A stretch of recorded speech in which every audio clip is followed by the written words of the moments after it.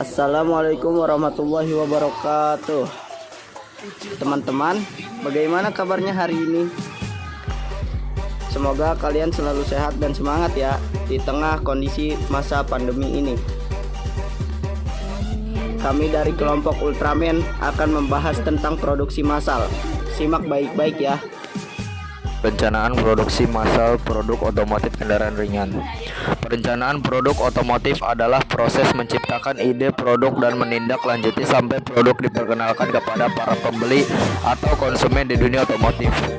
Selain itu, wirausahawan harus memiliki strategi cadangan apabila produk otomotif kendaraan ringan buatannya gagal dalam pemasarannya. Termaksud diantaranya eksistensi produk atau perbaikan, distribusi, perubahan harga dan promosi.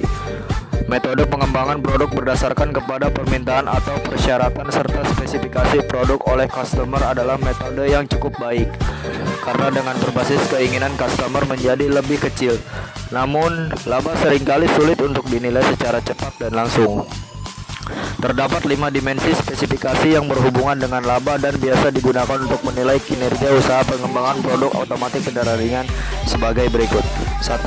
Kualitas produk. Seberapa baik produk yang dihasilkan dari upaya pengembangan dan dapat memuaskan kebutuhan pelanggan. 2. Biaya produk.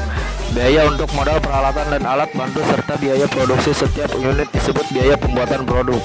Biaya produk menentukan berapa besar laba yang dihasilkan oleh wirausahawan pada volume penjualan dan harga penjualan tertentu. 3. Waktu pengembangan produk. Waktu pengembangan akan menentukan kemampuan wirausaha dalam berkompetisi, menunjukkan daya tanggap wirausahawan terhadap perubahan teknologi, dan pada akhirnya akan menentukan kecepatan usaha untuk menerima pengembalian ekonomis dari usaha yang dilakukan oleh tim pengembangan. 4. Biaya pengembangan. Biaya pengembangan biasanya merupakan salah satu komponen yang penting dari investasi yang dibutuhkan untuk mencapai profit. 5. Kapabilitas pengembangan. Kapabilitas pengembangan merupakan aset yang dapat digunakan oleh wirausaha untuk mengembangkan produk dengan lebih efektif dan ekonomis di masa yang akan mendatang. 1. Hubungan antara perencanaan dengan kontrol produksi. Perencanaan produksi adalah fungsi manajerial yang berhubungan dengan masalah-masalah berikut ini. A. Fasilitas produksi apa saja yang diperlukan. B. Bagaimana cara memberi alat-alat produksi tersebut supaya dapat digunakan dalam proses produksi produk otomotif kendaraan ringan. C. Bagaimana cara agar alat-alat produksi tersebut dapat digunakan untuk membuat produk kreatif yang diinginkan dan dalam jumlah yang diinginkan. Secara umum, perencanaan produksi berkaitan dengan dua aspek, yaitu aspek 1. Penjadwalan dan perencanaan tugas, serta 2. Tata letak atau hubungan antara sumber daya.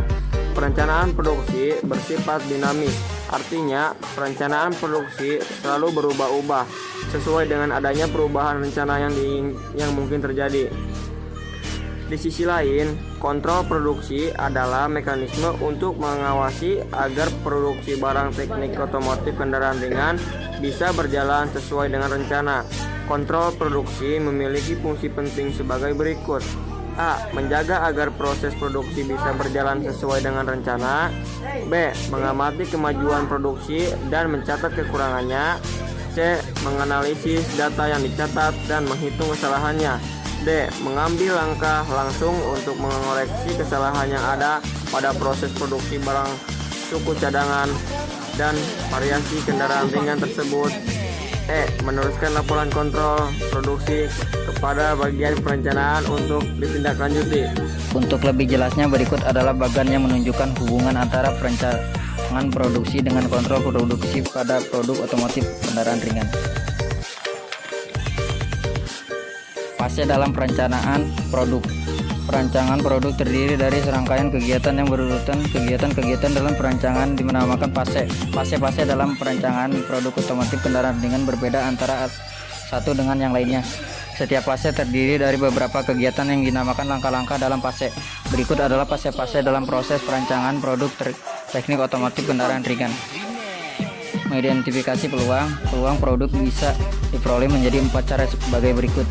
1. Produk baru, turunan dari produk yang sudah ada. 3. Perbaikan produk yang sudah ada. 4. Produk yang pada dasarnya baru. Identifikasi peluang dapat dilakukan dengan cara berbagai berikut. 1.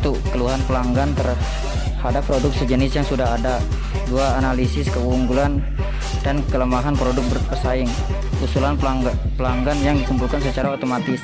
4. Adanya kecenderungan dalam gaya hidup atau tren dalam model otomotif dan teknologi.